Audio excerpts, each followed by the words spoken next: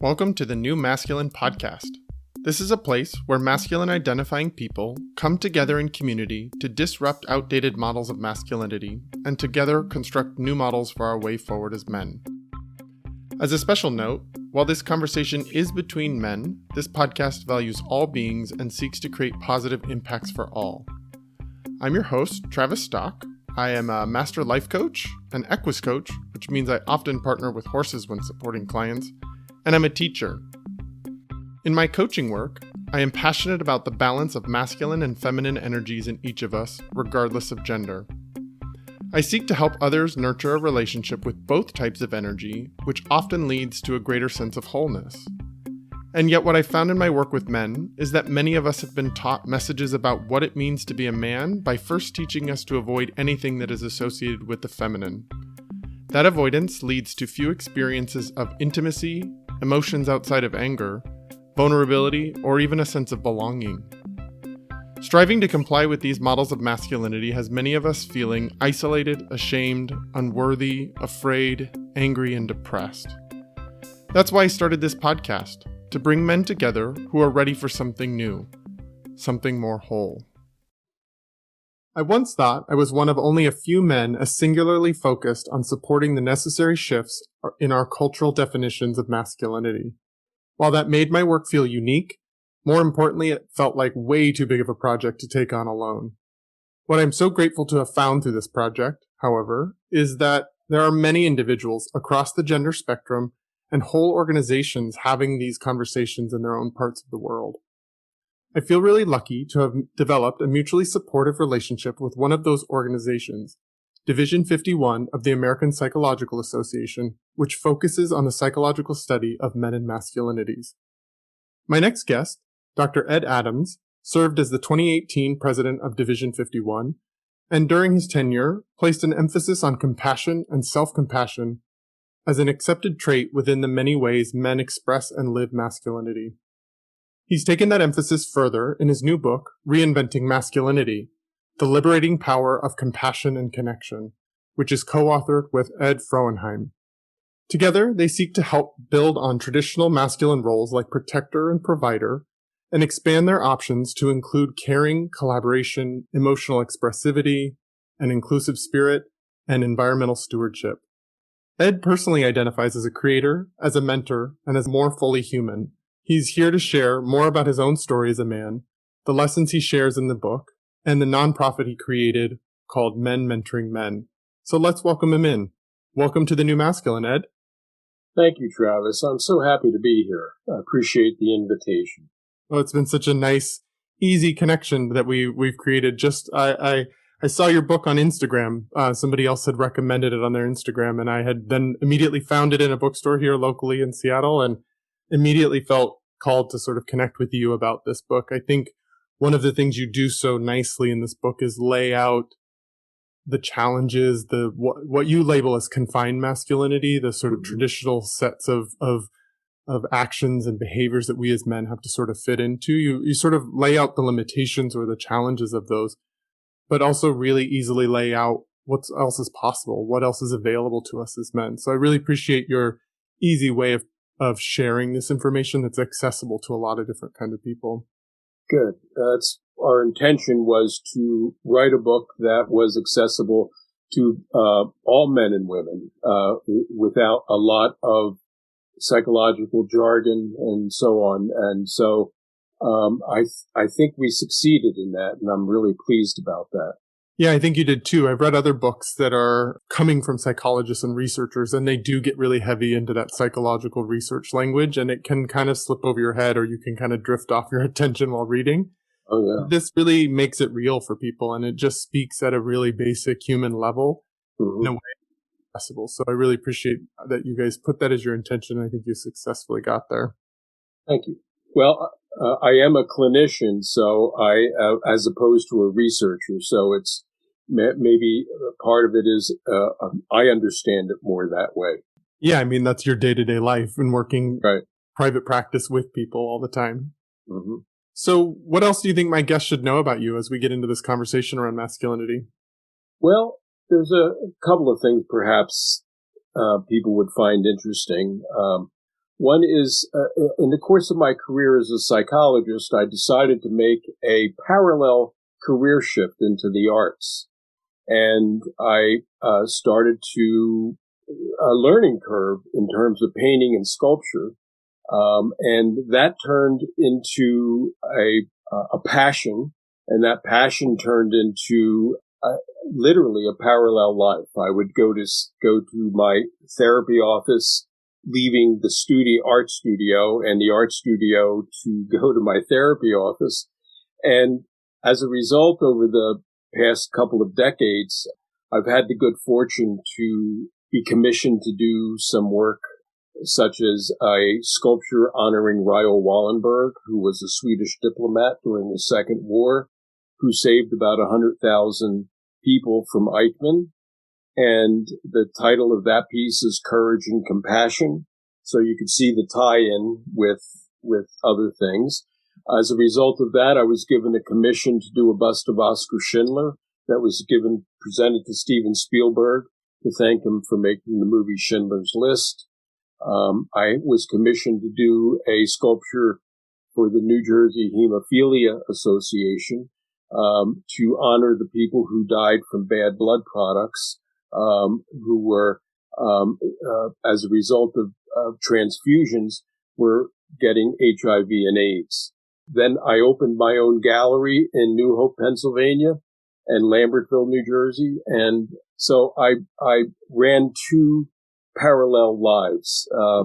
And in the 1990s, a painting of mine was reprinted on the cover of the American Psychologist, which is psychology's most prestigious journal. And I threw a party because that connected both the art world with my psychology world. I live with my wife in New Jersey, and I have a son who is living in Washington, D.C. He's an attorney. His name is Zach, and we live with our two dogs. One is 4 years old, and one is 14 weeks old. Yeah, it's something we connected on. We both recently adopted animals to add to our families. I love that. I'm so grateful you brought up your art, because I think it's actually what sold me on your writing and in this book actually the most. I think sometimes I've read enough of these books that I get a little skeptical about each person's perspective around this. But you so clearly bring in your art even in this book. It's something that people will miss out on in our verbal conversation on this podcast. But the book does include pieces of your art that I think is so important, because I saw that as you in comfort with and modeling safety within the feminine. Art expression is often much more considered feminine than masculine, and you relate your psychology, the stuff you understand about the human mind, the way that we work, you relate it through art and through metaphor. And I think it was actually one of the big selling points of why I was like, well, I'm going to reach out to this guy, because I think it's something that's unique that I haven't seen in other writings about this kind of stuff. Yeah, that was with deep intention, that we thought that the structure and content of the book should reflect the kind of masculinities that we're suggesting men pay attention to. And that includes creativity and the feminine, and yet powerful words and powerful ideas. So I'm glad you picked up on that so deeply. Yeah, I did, for sure. So you're coming with the sort of background of psychology and art and expression. What element does your co-author bring to this? What perspective is he bringing to this book that was sort of unique? I know you guys kind of came from two different vantage points when sharing this information. Well, Ed is a graduate of Princeton University, and so Princeton is probably a half an hour's drive from where I am. So he was familiar with my landscape. And through my wife, we were introduced because he has an interest in the corporate world and how masculinity intersects with the corporate world. And Ed, we jokingly say two Eds are better than one. So we have no problem remembering each other's name through this whole process. Ed brings to the table a lot of experience in the corporate world. He worked for Great Places to Work, which evaluates places around the country that are places people rate as very high or very low in terms of a place to work. He is a journalist, so he brings a great deal of writing skills. We got together. He flew from San Francisco to New Jersey, and we spent a weekend together to decide if we could indeed take on such a project. And after spending time with each other, we were so much in simpatico as to our ideas and what we wanted to share with the world that we made a commitment to one another to go ahead and co-author this book. I love that co-author element, the collaboration element. It's something we don't see very often, a lot of comfort in the masculine and in men. It's usually like, I need to have my own unique identity and make my unique stamp on the world. Mm-hmm. And I love that you guys found similarity, commonality, kinship, and then use that as the jumping off point for the creative process. Yeah. We had our moments, where our ideas we had to convince each other of ideas or a style of saying something. So we learned a lot from each other about that collaboration, man-to-man collaboration. And we finished the book. I mean, we're still working closely together on projects, but we finished the book with a really deep respect for one another, which was great. And we wanted to continue to participate in sending the word out. I love that you guys are such clear models of what masculine intimacy can be and masculine creativity can be, that doesn't always have to be always seeing the same way, eye to eye, but there's that mutual respect, that common seeking to understand each other's perspectives, even if you have different perspectives. Mm-hmm. That's something I try to model a lot on this podcast. Is I don't want my guests to think exactly the same way as I do all the time. That's boring. Like, right. We're not trying to create a sense of sameness, but we are trying to create a sense of commonality, a sense of kinship, a sense of safety with each other, even when we disagree. That you couldn't use a better word than the word safety. It's like when men feel safe with each other, my experience has been magic can happen. And, Robert Bly, the poet, said, when a group of men get together, can violence be far behind? And what he was referring to there isn't just physical violence, but it's the put downs or the dismissing or the shaming. And so when the opposite happens, when men get together and they feel safe to explore themselves and to share ideas and to create together, it's a very powerful force. Very powerful. So I'm interested in knowing more about this book, but I think something that's even more important to start with is to really get into who you are as a person. Mm-hmm. What are your stories around masculinity? What did you integrate growing up in this culture about what it means to be a man? And then maybe take us on a journey of like how that's evolved over time in your work, in your fathering, in your being a spouse, like any of those pieces. Mm-hmm. Well, it was a rocky road. And I grew up in a middle-class environment. My father was a veteran of World War II. He was on Guadalcanal and spent a good portion of his prime youth with people trying to kill him. And then once he was out of Guadalcanal, they sent him over to Europe. So he was in both theaters of war. He emerged from that with post-traumatic stress disorder, which wasn't either identified or talked about. And he would soothe himself very often and too much with alcohol. So he developed an alcoholism problem. And so I grew up with a man who was self-sacrificing, who was loyal, who was a caring, giving man. He would do things for other people without being asked. And yet he had his demons. And to the day he died, if Dad was sleeping on a chair and you called him for dinner, he would jump out of the chair as if he was jumping out of a foxhole. And I regret not understanding that. Of course, how could you as a child? Right. But I grew up with the idea that men are silent, men self-sacrifice, men are sort of, you have to grin and bear it kind of thing. Dad had few friends, so I didn't see him as really connected with other men. He was a shop steward in his union. He was a truck driver. He went to college but couldn't concentrate because of the PTSD. So I grew up with pretty traditional ideas of what masculinity is all about. He wanted me to not be like him. He wanted me to be more successful financially. He wanted me, above all, to be educated. And so when I was on my own, which started after high school, or actually after eighth grade, I entered the minor seminary, Catholic seminary. I was in the seminary for 2 years, freshman and sophomore year of high school, which was all men, boys and men. And I had the good fortune of being around priests and brothers who were very diverse.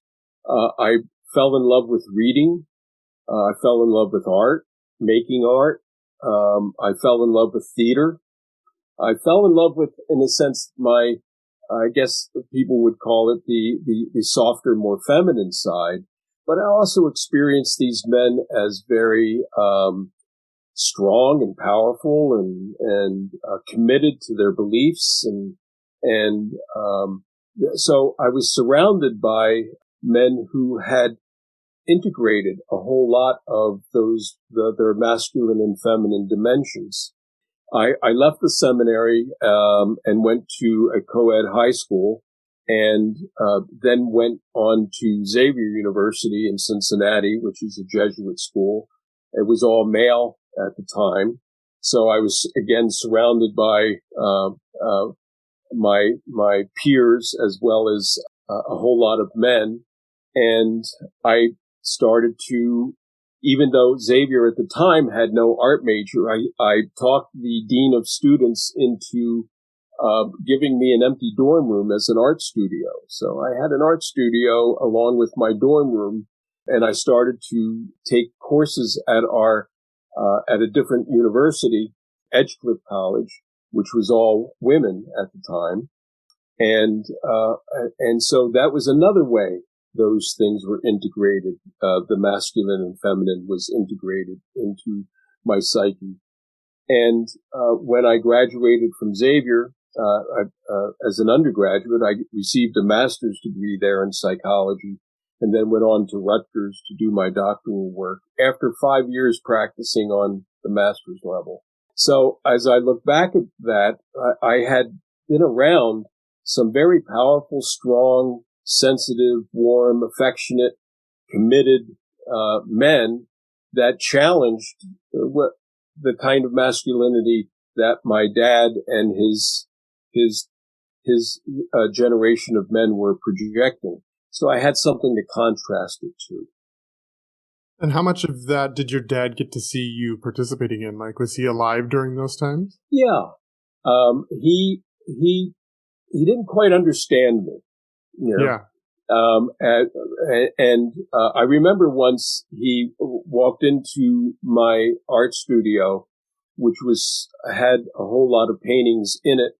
And he said, "I don't understand this stuff." And because, I wasn't painting realistic, and it was figurative abstract. But he said, "I don't understand this stuff." He actually used a different word than stuff. And I said, "This is not stuff. This is coming from my heart." And about a week later, I gave him a book, How to Understand Contemporary Art. And about a month later, he came back to me. He said, "Ed, I still don't understand. I read the book, but I still don't understand this art." And I was so struck by that, because it didn't matter that he didn't understand it, but he read the book. He wanted to, which means he wanted to know me. He wanted to know what I was discovering in this. for me, it was a very tender, intimate moment. Yeah, that was my first reaction as you were sharing that. I was like, "Oh, that's quite sweet that you could tell that he was actually reading it and trying. Whether he was going to get there Right. or not was less of the goal. It was really about the attempt to connect. There's an intimacy in Exactly. that. Did you guys ever get to that place where he was seeing and valuing the same things you were, or did you stay at that place where he just didn't get it? Well, as I look back, he was so impacted by the war. I mean, he was a grunt. You know, he was right in the middle of it. But he was so affected by that. For example, my mom and my two sisters and I loved to go to the beach. He hated the beach. Well, Guadalcanal was filled with beaches. He worked in a very dominated kind of environment. As I mentioned, he was the shop steward for truck drivers. There were a couple of days, I remember him coming home, with sort of bruises on his face. I know that there were fist fights that he got into. And yet at the same time, his heart would bleed for our neighbors who were suffering, or he would reached out to people, particularly priests, to help him with his coping with the alcohol. So that was big for me to see him reach out for help. And in terms of him understanding me, we kind of came to a tacit agreement that I'll never fully understand you and you'll never fully understand me, but we could love each other. Yeah. I think that's sometimes the best place that you can land in your relationship as men with each other is Right. we don't have to understand each other, but we can love and respect each other. Correct. Yeah. I think I got the really cool experience of, I'm not sure that my interests always were the thing that my dad was interested in. I played the wrong sports. I was in band and music, and he was an all-American football player in high school. And yet I had the dad that was at every one of my performances music wise. I'm not sure Right. he got it, but he was there at every single one of them. That's right. And I could see that he was proud of me in those moments. And so there's a spectrum of like the relationships we have with our dads and we have as men with each other. And yet as long as there's respect and care and trying to see each other, even if you have different interests, I think that's a really wonderful place to land in. Absolutely. Is your dad still alive? Yeah, he is. You're very fortunate because the older you get, the more you can put all that in perspective and really make a shift in your relationship together as adult men. Yeah, I mean, I actually feel incredibly lucky. My father's done a lot of work in terms of me as his gay son, around my interests being different than his, and I've had some really sweet adult conversations with him where we have connected over the places where we missed the connection when I was a child, the Sure. places where we didn't see eye to eye, the places where we missed it. And I don't know that a lot of people get that sort of full circle moment with their dads. Right. I did, and I feel incredibly lucky to have that and to have his full support and pride in me now. That's great. Yeah. Congratulations. Thank you. Yeah, we've done some good work, I would say. Yeah. So you were talking a little bit about your education in therapy and practicing as a master. What was the sort of turning point for you where you started to really focus in on men and masculinity as your focus as a therapist? Well, early on in my early career, I found myself, despite all of the men that I was around since after eighth grade, intimidated by some men in therapy. I was conscious of the fact that I was more comfortable in the company of women than I was with certain men. And I didn't like that in me. So I put that aside and said, I got to figure this one out. When I got into private practice, I brought in two partners, both male, and began to build that practice into what my goal was to have the most ethical and largest and most successful practice in central New Jersey. And we were moving in that direction. And then I announced to my two partners that I needed to, in a sense, shift, and because I wanted to pay more attention to my art. That didn't go over very well. So we ended up doing a buyout, and I went off on my own. But the two men that I was partners with were close to me. They were, we would not only practice together, but we'd go out together and as couples, or we'd go fishing or something like that. But they decided to treat my leaving as if it were a divorce. And so I found myself without men. So I said, what would be a good way to be connected to other men? And, well, I could start a men's group. And so I did. I started a therapy group for men. And as you know, when you're building a group, you start with 2 or 3 or 4 people, and it begins to build, and word gets around and so on. And that started to happen. More and more men started to come into the therapy group. But it only took about 6 months of my running it as a traditional therapy group, with me as the psychologist and the men as the patients, where I said something important is happening here. And it's not my therapy skills, it's the environment that we're creating together. And so I stopped it as a therapy group and shifted it to more of a coaching kind of model where I could participate. And that was a turning point, because at that stage, the men became really deeply involved in talking about their life, because we created an environment of safety. And at the time, I said there's one rule that we must follow, and that is no man shames another man. We started with 3 or 4 men. When we got to a consistency of 15 to almost 20 men showing up for a meeting, we splintered off into a second group. And when that got filled, and I was running all these meetings, when that got filled, I suggested that we consider shifting to a nonprofit organization. We started a third group. To make a long story short, we now have 5 groups, but they're all peer-led. And my role now is in providing consultation to the group leaders. So we are not doing therapy for men, although it's highly therapeutic.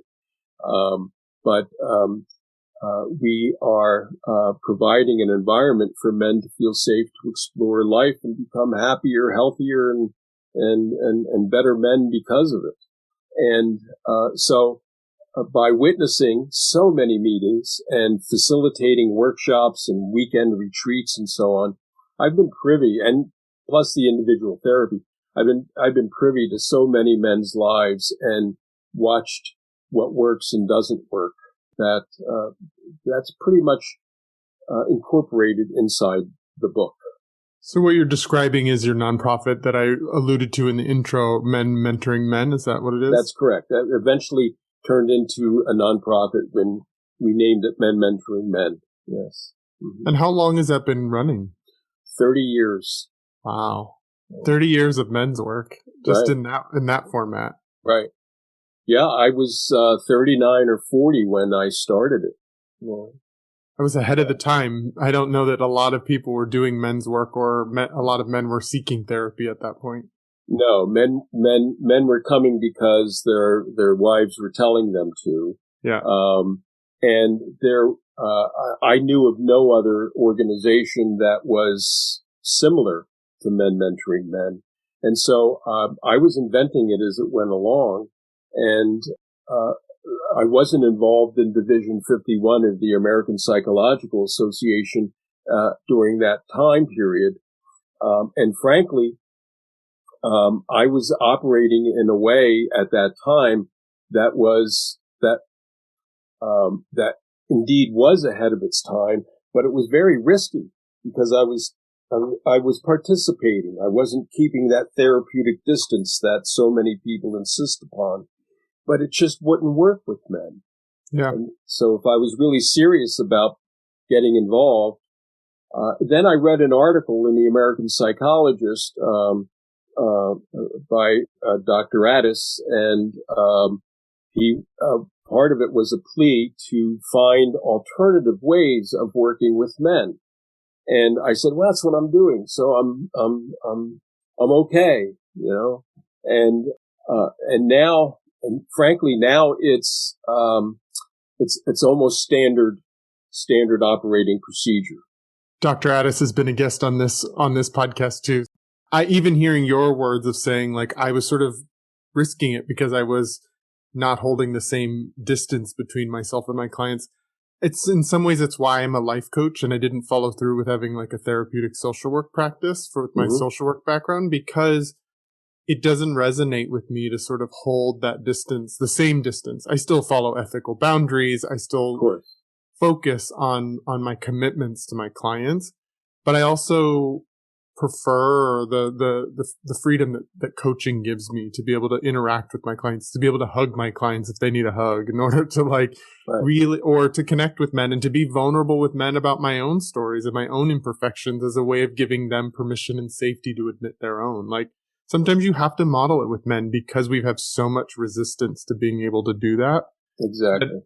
That when I've run men's workshops, what I've noticed is that men sort of cycle around each other, sniffing each other's butts, seeing who's the alpha, who's the beta, and for a little while, the second the first man cries, it's all done. Now all the men are crying and all the vulnerability comes up, and it's actually what men are craving a lot of times. Oh, yeah. Longing for that.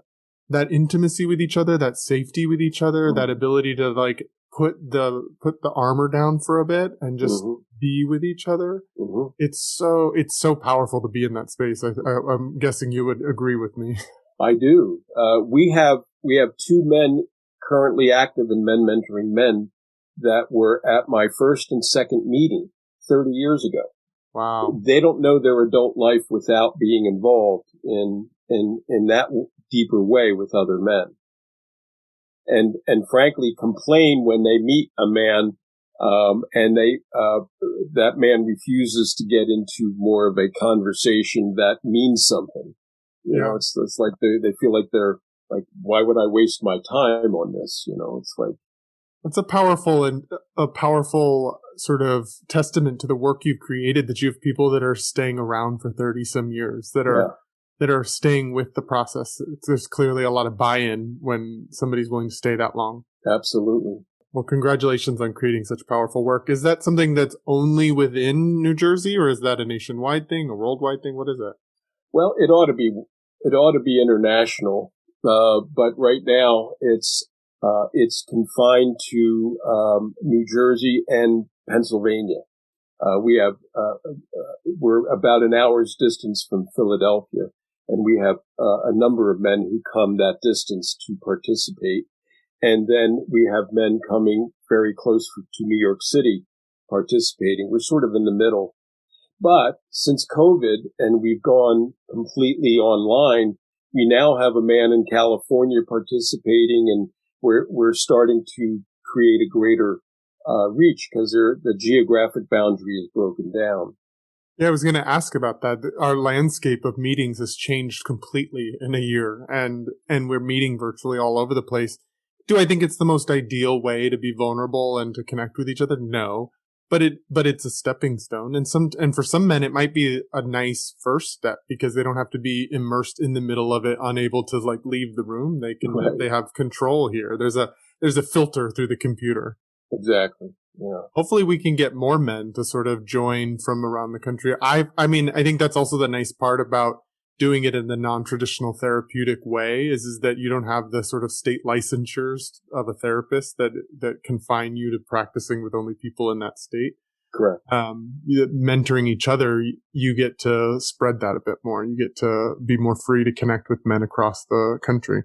And there's differences in men across the country in different areas and different values and priorities. And I think seeing difference, being exposed to different kinds of men is a really powerful and important journey for all of us. Oh, absolutely.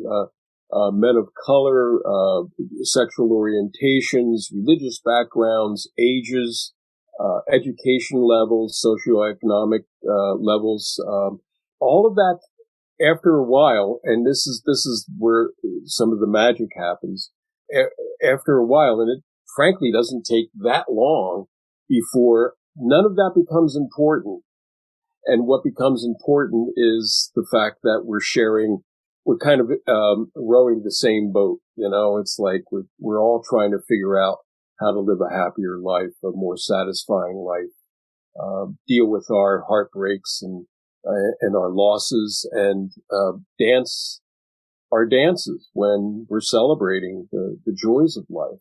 I'm so glad you brought that piece up, because it's such a focus of mine as I continue to build men's work and my work out there in the world. As I see men's work communities that are trying to do really good work, but are still hitting these stumbling blocks about inclusivity, that are still hitting these stumbling blocks of there aren't really men of color in these groups. There aren't really queer men in these groups. There are people that still don't feel safe getting into into this work because of the harmful aspects of confined and traditional masculinity. It's like, as a gay man, it's like, well, that's a lot to have to put myself in that position of the places with men that I can project onto that may harm me the same way I've been harmed in the past. Right. So how do you create that kind of safety for difference and for inclusivity in your groups? Well, again, that has been not something that hasn't been through trial and error and sort of figuring it out as we go along. But I'll tell you what goes a long way is the insistence that no man shames another man. And so, because it creates that profound safety that's there. So if we have gay men, we have men in Men Mentoring Men that came out as a result of being involved in Men Mentoring Men.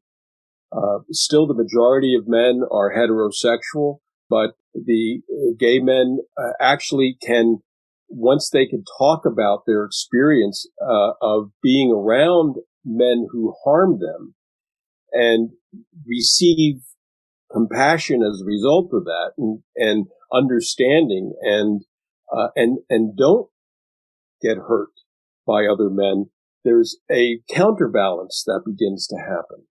And over time, if men hang in there, over time, what begins to happen is they begin to feel safe. And it happens at various levels, because most men come into Men Mentoring Men trying to figure out if they measure up. I don't care whether you're straight or gay or you're what color you are. We're trying to figure out where do I fit in. And when you hear other men who you think have their act together and indeed do, but have struggles, you go, oh, they're struggling like me. And some men who are deeply in struggles, you go, oh, I'm not struggling that hard, And so you begin to understand that struggling is just part of our lives, and that we need each other to work through that. And to do that, we need to understand, we need to listen, we need to pay attention to each other. We need to be able to put our, to use a cliche, sort of walk in their shoes. And after a while, it becomes automatic. It just isn't something you're working at any longer. It's just something you're doing because you're connected and you're able to express the compassion that's in your heart. Suffering evokes compassion.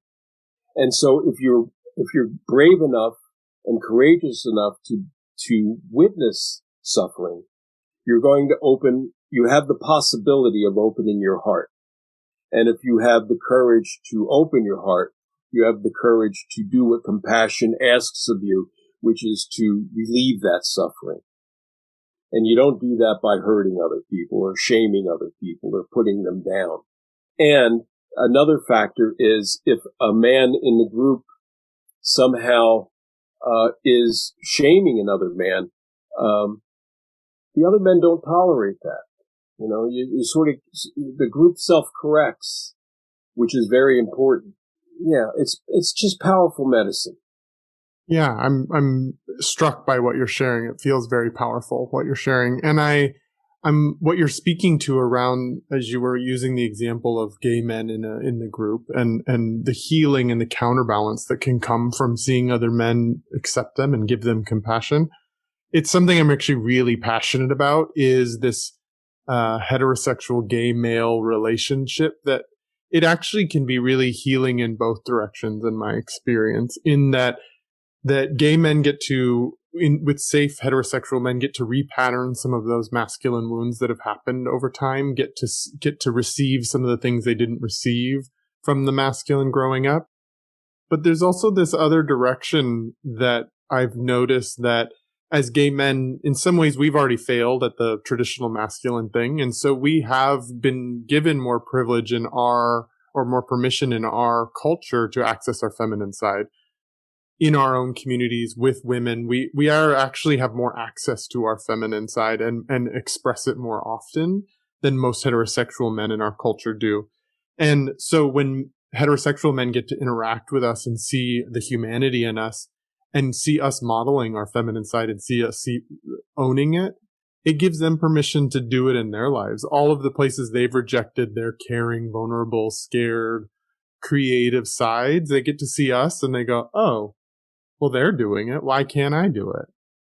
There is this mutual exchange of energy that can provide counterbalances for both sides of it. And it's something I'm really passionate about, creating spaces where that can happen more often. Right. And there's another factor here too, that gay men, my experience with gay men in the group, they begin to appreciate the fact that it took profound courage to come out. It took profound courage to come to their first Men Mentoring Men meeting. And I've seen in gay men their reclaiming of their ability to set boundaries, their ability to self-respect and say, I don't want to be treated that way. So they become more vocal, more self-assertive, more deeper in their self-respect.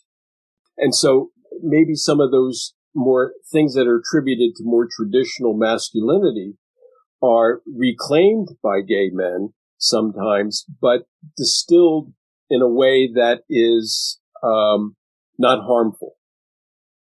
Distilled in a way that is continuing the idea of I can be a strong man and a gay man, and they're not contradictory.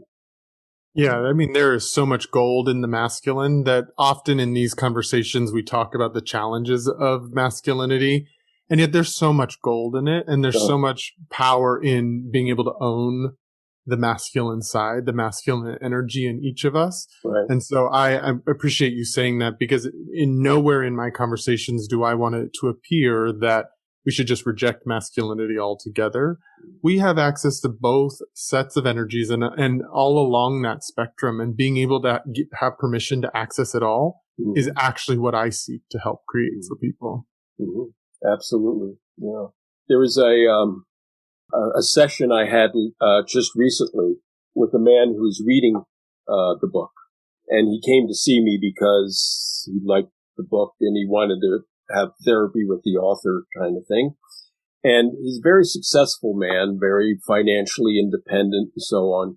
And he was in the military as an officer, a very strong leader. But his marriage is fractured. It's not done, but it's cracking. And he said, my wife always would say to me, we need to talk. And I'd bring her into my office and I'd sit behind my desk and we'd have this conversation. Well, he was having a business meeting. He wasn't having an intimate conversation with his wife, but he was reading the book and he asked his wife, can you and I talk? We need to talk about our marriage. And they went into his office and he set up 2 chairs facing each other. And he put on a little bracelet with some beads on it, very unobtrusive. And he said, make a long story short, he told her he loved her, that he wanted this marriage, and he's going to wear this bracelet as a reminder that he loves her. And every time she looks at it, that he's hoping that she'll recommit herself to him. And he's not going to take it off. And she was stunned. She was pleased and happy, but she was like, where's this coming from? And what he was doing was not only giving lip service to that softer, more feminine side, but he was acting on it. And because the relationship needed it. It wasn't going to survive with him being, captain of the ship, and giving orders, But when he accessed that part of him, it began to make some warmth and intimacy between the two of them. But once he did it, my guess is it's now a matter of, it's in his toolbox. He now can do that. He proved that he could do that.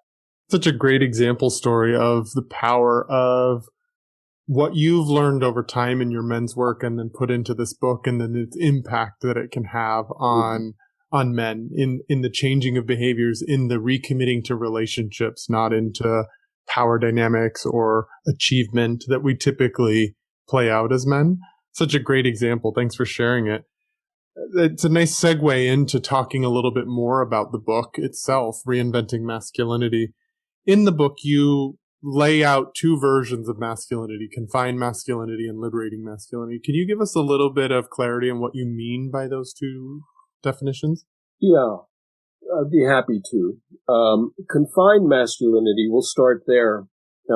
If you could imagine an animal in a cage pacing back and forth, what we often believe masculinity is about puts us in that cage.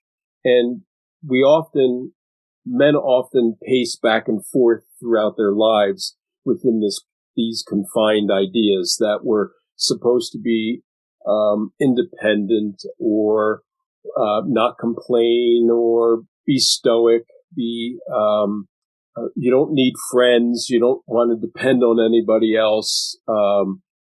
If you're sick, you really don't need to go to the doctor. If you're not feeling well, just keep it to yourself. And so what we're finding, and what the research shows, is that men who are strictly adherent to those traditional confined ideas of masculinity aren't as happy as men who don't. They're not as healthy as men who don't. They don't have friendships like men who don't adhere to those strict standards. And the bottom line is they don't live as long. So confined masculinity is bad for your health, and it's bad for your happiness. Most men begin to emerge out of confined masculinity by trial and error. They move towards liberating masculinity. Really, basically, the fundamental idea behind liberating masculinity is for men to find that they need to live their full humanity.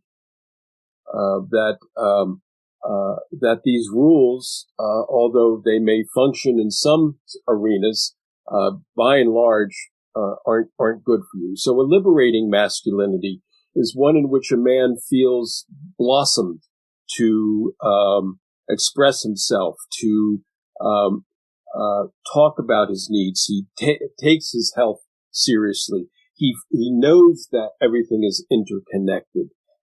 He begins to claim compassion and connection as masculine traits.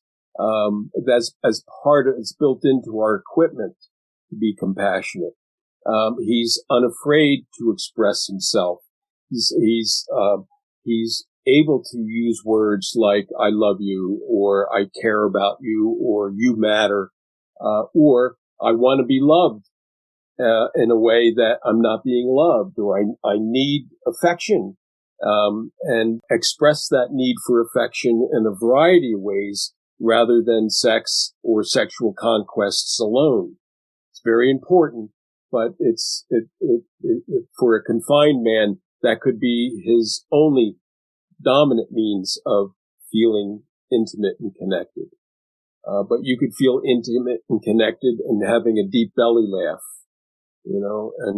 or hugging somebody when they least expect it, or connecting with somebody who is lonely. So liberating masculinity is diverse, it's open, it's flexible, it's adaptable, and frankly, it's connected not only to other people, but to the earth itself. We look at liberating masculinity as necessary to meet the demands of the 21st century. Confined masculinity can't do that. Yeah, there was this quote from the book that said, that highlights what you're talking about. It says, finally, a confined masculine consciousness with its truncated imagination and myopic perspective, along with its embrace of hyper-individualism, pecking orders, and physical aggression, is fueling some of the biggest problems we face today as a global society. These include deepening economic inequality and insecurity, racism, and the rise of violent white nationalism, objectification and abuse of women, and homophobia. This is something I've been writing a lot about recently as I explore what's going on in our culture. We've seen the Capitol attacks, we've seen political unrest, we've seen racial injustice happening all over the place.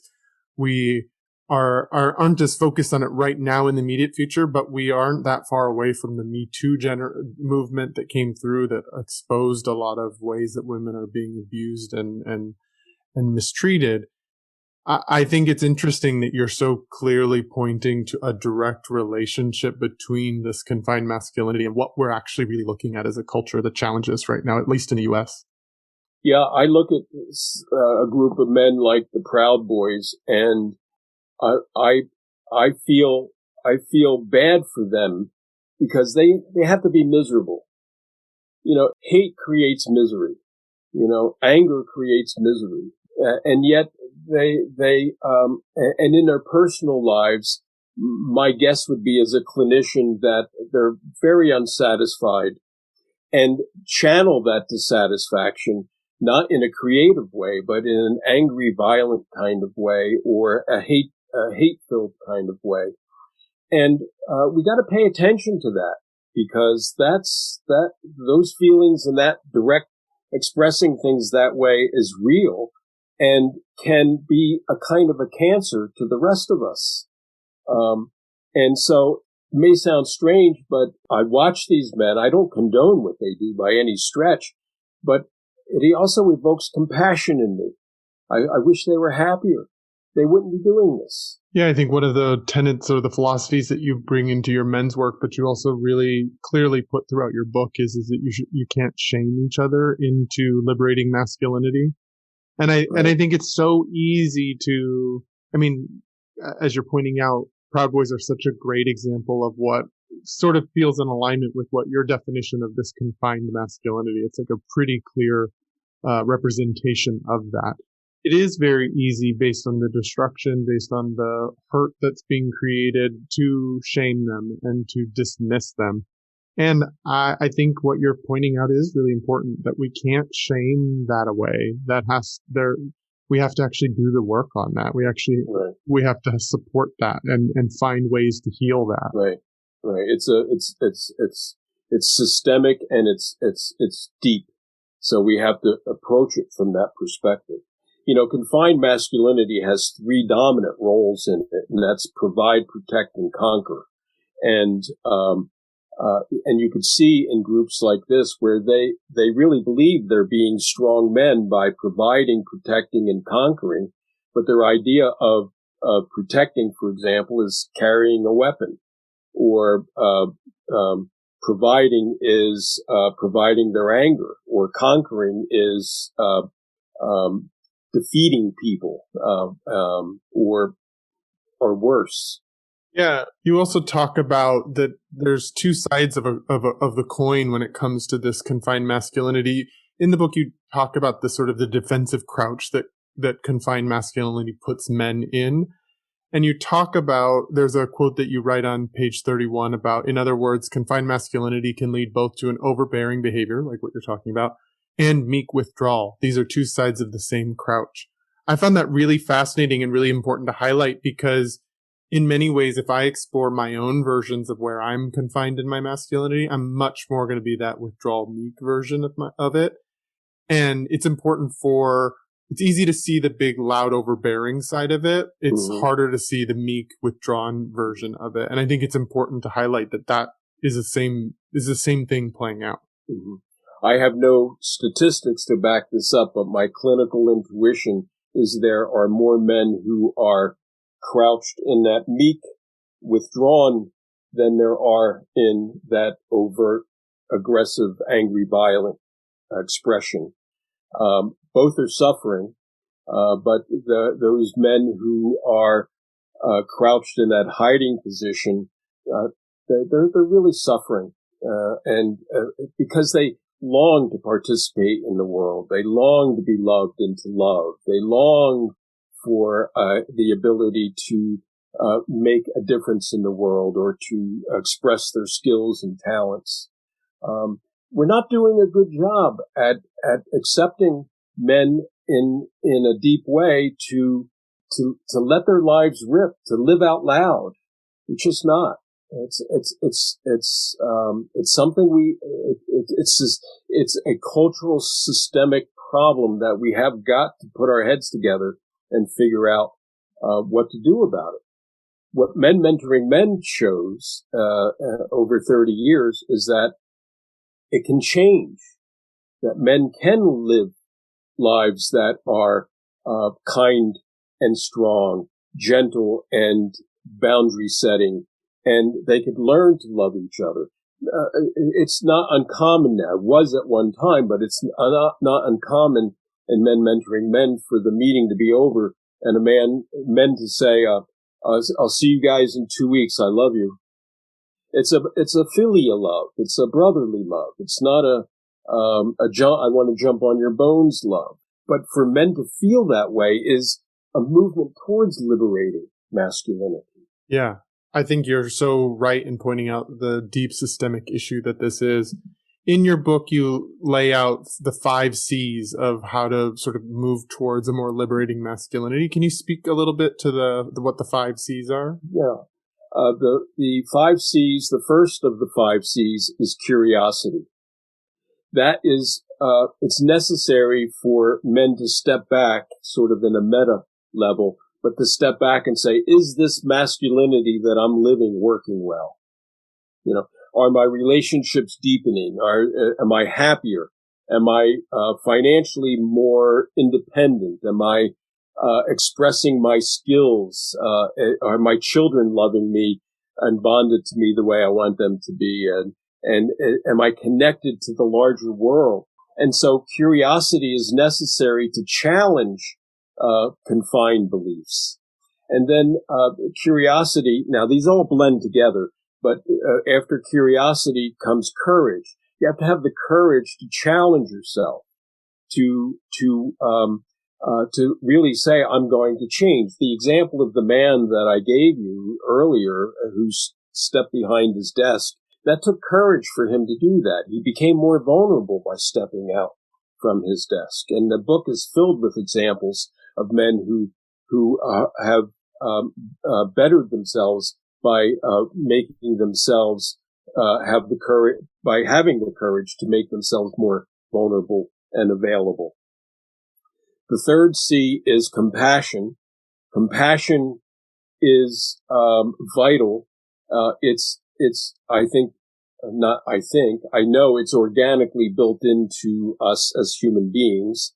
It has its roots in bonding and attachment. We would not survive as a species if we abandoned our newborns hours after they came into the world. So the ability to attach and to bond for both men and women became a necessity for survival. We know that when people are compassionate, meaning that they're willing to see the suffering or the pain or discomfort in others and then act in a way that purposely eliminates that or at least tries to prevent it. That's what compassion is. That's what separates it from empathy. Like empathy would be, I get your pain. Compassion would be, I get your pain and let me help you relieve it. So it has an action element to it. So really compassion is a call to men to action, to see the next C, which is connection, to see how interconnected we are and respond to that interconnection with compassion so that we're actually behaving in ways that are changing the world for the better. And the final C is commitment. It's a personal and sometimes a public commitment, like in a group like Men Mentoring Men, where there's a public commitment to say, I'm wanting to change. If a man comes to me in therapy or any therapist, and in a sense, that's a commitment that he's making to explore himself to change. Those 5 C's, the curiosity, the courage, compassion, connection, and commitment, move a man away from the confined masculinity and propels him towards a liberating masculinity. Thank you for laying those out so clearly. That's really helpful. And one thing I like about the book is you lay all this out, you talk about it, you define it, you give examples of it, but then you actually give some reflection opportunities for the men reading it or the people reading it about how is this showing up in your life? Where is this going? How is it working for you? I think there is some really powerful exercises, even for myself who's pretty conscious of this stuff. I even found myself going through those questions going, it's important for me to notice that I wouldn't rank myself that high on that area. Or, here's where I'm in more confined than I'm even realizing. Yeah, we're all a work in progress, but what we have in our favor is awareness. Yeah. It's only through awareness that we can change. We can't change what we're not aware of. I heard a quote the other day is that, it was from Jacques Cousteau, who said, we pay attention and protect the things we love. And if a man is showing self-compassion and he loves life and he loves himself in this life, he will want to move towards liberating masculinity. And if he loves others, he's going to want to act in a liberating masculinity kind of way because it makes them and the world a better place. So in a way, we're talking about men falling in love. I love that.